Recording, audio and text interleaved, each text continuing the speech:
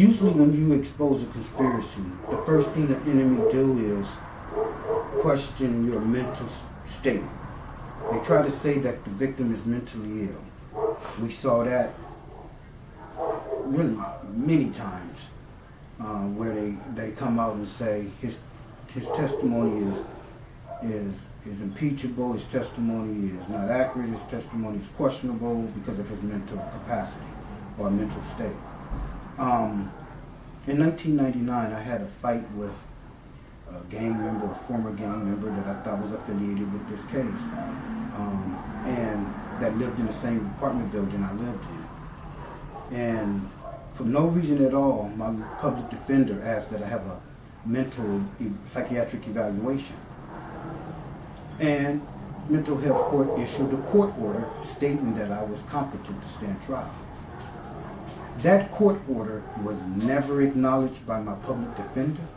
It was never acknowledged by the prosecutor, and it was never acknowledged by the judge. Why is that? Once mental health court issued a court order, and I never waived any time, then we were supposed to go to trial. That never happened. Months went by, and they ended up sending me back to mental health court. This time, mental health court I guess they figured something was wrong.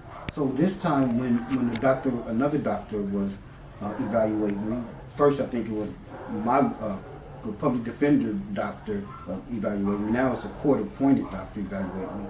And so mental health court had a psychiatrist sit in during the evaluation. So this means that he couldn't lie and he had to tell the truth. So he said I was competent to stand trial. Now this is the second time. So this means that the first court order that was issued is upheld, and I'm sent back to court to go to trial. They still did not send me to trial. They still ignored the court order. And you would not believe what I experienced in the courtroom. The only thing I can say is South Africa apartheid. That's the only thing that can describe what I was experiencing in the courtroom. The judge literally conducted his own psychiatric evaluation in his back chambers right by the courthouse door, right next to when you walk, you're in jail, you're in a cell before you step into the courtroom. He conducted his own psychiatric evaluation, concluded that I was mentally ill, and sent me to Patton State Hospital, despite mental health court issuing a court order stating that I was competent to stand trial. This is a judge going out his jurisdiction and violating and ignoring court orders that was issued by the appropriate channel.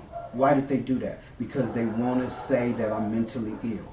The court order that you see on this website, this document was never, ever acknowledged by, I had 3 public defenders in the year and 6-7 months I was down before I was acquitted.